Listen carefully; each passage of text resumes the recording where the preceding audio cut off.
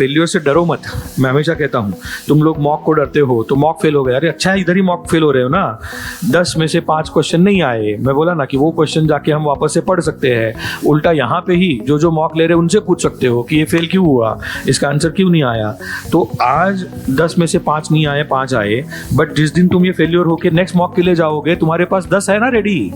हमारे टाइम पे SCJP करके होता था, अभी वो OCJP बन गया है, तब होता था सन सर्टिफाइड जावा प्रोग्रामिंग का सर्टिफिकेशन, और OCJP करके अभी है, दैट इज ओरेकल सर्टिफाइड, क्योंकि माइक्रोसिस्टम सन माइक्रोसिस्टम ने लॉन्च किया था तो सन माइक्रोसिस्टम था, सन सर्टिफाइड बोलते थे, अभी ओरेकल सर्टिफाइड है वो।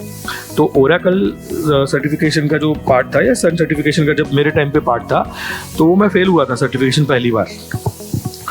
और मतलब मैं जावा में काम करता था बहुत सारी चीज़ों में, और मुझे लगा कि मैं आराम से जाके just another day in office जैसा जाके वो क्रैक करके आऊँगा।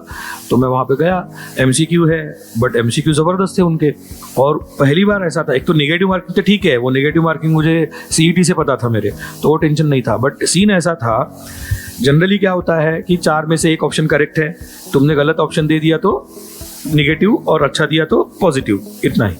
उसमें सीन ऐसा था कि 4 में से 2 ऑप्शन भी करेक्ट हो सकते हैं, तुमने वो दोनों को टिक मार्क करना चाहिए। तो 4 में से ऐसा नहीं कि 1 ऑप्शन, मुझे वो पता नहीं था, फिर मैं 1 टिक मार्क करके आया करेक्ट वाला, दोनों नहीं किए तो भी निगेटिव मार्किंग, आंसर रॉन्ग, ऐसा सीन था।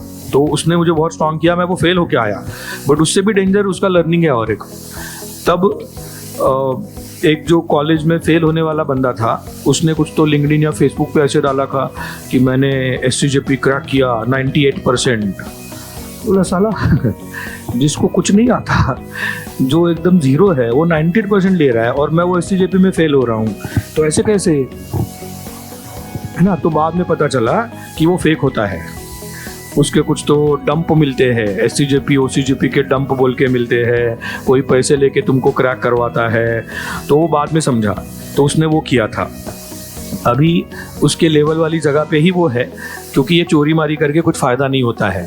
मुझे बहुत सारे लोग वो प्रेशर कर रहे थे कि तू भी वो कर ले, डंप से कर ले, इससे कर ले। मैं बोला नहीं, पास होऊंगा तो मेरे इस पे सेकंड अटेम्प्ट मुझे 98% नहीं मिले, मुझे कुछ तो 72% पॉइंट समथिंग मिले, बट स्टिल मैं पास हो गया वो एग्ज़ाम। बट वो 72% के लिए मैंने जितना पढ़ाई किया ना, उसकी वजह से आज मैं यहाँ पे हूँ। और वो जो चोरी मारी करके किए हैं ना, उनको कितनी बार कहाँ पे राउंड करने पड़े हैं, क्या क्या करना पड़ा है, अभी उसमें नहीं जाते हैं, बट वो लॉन्ग टर्म में कुछ फ़ायदे का नहीं रहता है। एक दिन का सर्टिफिकेशन आ गया, मैं जैसे बोला कि वो सर्टिफिकेशन और 98% का सर्टिफिकेशन तुझे जब काम देंगे टीम में, वो कैसा काम देंगे फिर, वो 98% वाला देंगे, और तेरे को आता नहीं 2% वाला भी जो तेरे को कम पड़े थे। जैसे मैंने कहा कि वो जो बंदा था जिसने डंप या चोरी करके 98% लिए, उससे मेरा 72% कभी भी हाईएस्ट है। क्यों? क्योंकि मुझे वो लॉन्ग रन के लिए सब सिखा के गया, ये मैं कह रहा हूँ। तो वैसे यहाँ पे अगर कुछ मॉक फेल हो रहे हो, कुछ इंटरव्यू फेल हो रहे हो, तो उससे क्यों डरना है? जो नहीं आया वो स्ट्रांगली नेक्स्ट टाइम कर सकते हैं ना फॉलो। प्रॉब्लम क्या है?